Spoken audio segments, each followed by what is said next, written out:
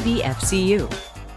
If you watch our show on a regular basis, no doubt you have become familiar with Dr. Tiffany Ahlberg at Ahlberg Audiology in Cleveland. She is back on the show this morning, but this time she's not talking hearing devices so much. It's kind of a hearing warning, and this is applicable, right, Tiffany, to anybody of any age. Is that right? It is. It's more common than people realize, and it's called a sudden sensorineural hearing loss. Sometimes it'll be called a sudden idiopathic sensorineural hearing loss, and most of the time people wake up with it. They just wake up and their ear feels full, they have ringing, and then they realize they can't hear out of that ear.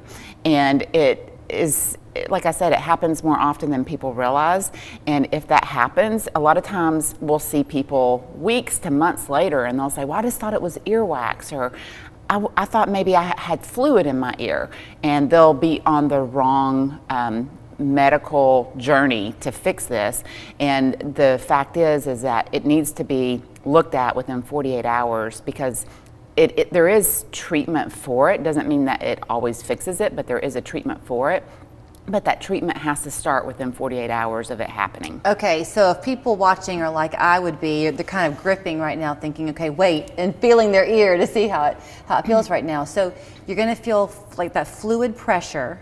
Well, a lot of times is it people painful? wake up. No, it's not painful. I've had it twice, so I know exactly how it feels. But okay. I woke up in the morning and my ear felt full, meaning I couldn't hear out of it. Oh, but you feel like maybe it's just fullness, like what's going on with my ear? Then like you when realize, you get water in your ear, kind of? And then you realize with the phone or talking to people that you're not hearing out of that ear. And it's a unknown cause. We have no idea what happens, but the ear just kind of dies for a little bit. And and then it comes, most of the time, it will come back partially to fully, it just depends, but it is something that is unexplained, but it is something that happens. Almost, I would say that most people, if they really questioned or talked to people, would know somebody that has had this happen to them. So, okay, let's say that it's happened to you today, and you're now hearing about this. So you need to call an audiologist because y'all can do a test. I mean, an ENT or an audiologist, what we can do is we can do the diagnosis, because it could be like, do you have fluid? Is it a sudden sensorineural hearing loss?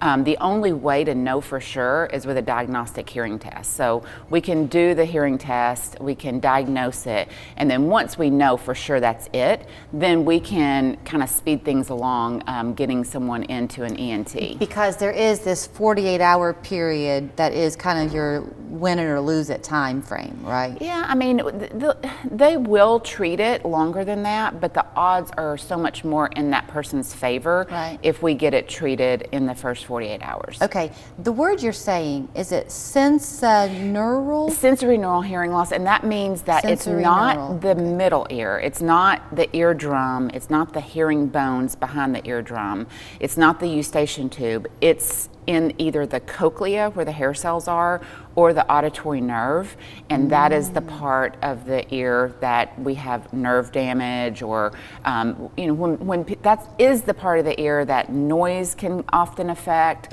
that medicine can often affect, where it's permanent. But this particular type of hearing loss isn't always permanent. It's sudden, it happens quickly, like immediately, like from 0 to nothing, and then it will occasionally, or most of the time, it will come back at least partially. Okay, you said something that brought my thoughts in a direction, and if you don't want to go there, just tell me. Okay. But you said something about the cochlear area and all that, and that medicines can sometimes affect it.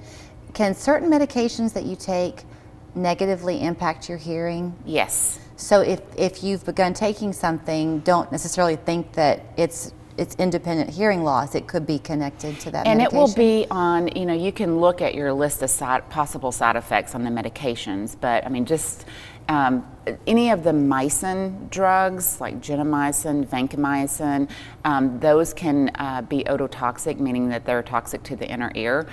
Those are just a few of the drugs that can cause, I mean, even aspirin can cause a temporary sensorineural hearing loss, to where when you take aspirin, it can decrease your hearing slightly, and then when you stop taking the high dose of aspirin, it can come back. So there's so many different medications that can affect the inner ear. The mycins that you said affect the inner ear.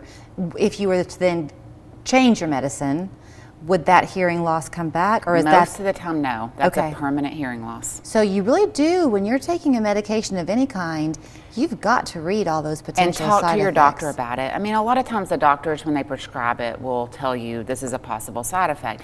And they don't prescribe those medications lightly. I mean, there's reasons, you know, like you're going to live or die, and you choose live, and, you know, hearing loss just happens to be a possible side effect when you take those medications. Right. Okay, you also had said something to me, and again, your vocabulary was way too advanced for me, that you wanted to talk about maybe, was it conventional versus? Conductive versus sensory neural. So when something is happening, so if someone has fluid, or they have the bone in the middle ear, you know, you have the malleus, the incus, and the stapes. And in school, I think we're taught the hammer, the anvil, and the stirrup. So you have those little bones, and sometimes they don't make a good connection. So you can have a hearing loss from that.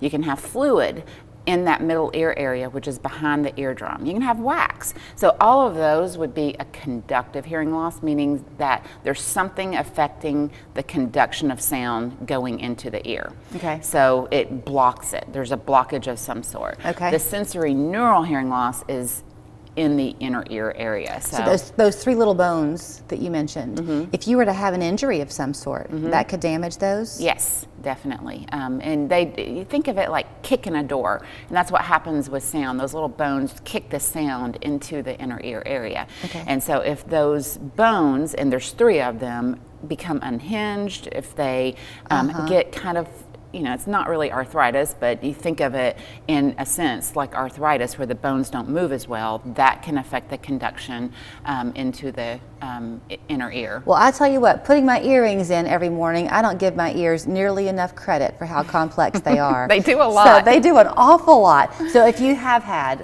or if you ever do have, a sudden hearing loss, don't dismiss it. No. And don't take it for granted. Time really is of importance. So here is Dr. Ahlberg's phone number in Cleveland, 641-0956.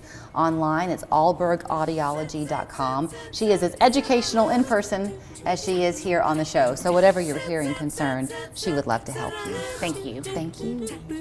At Wedemark Keith, we have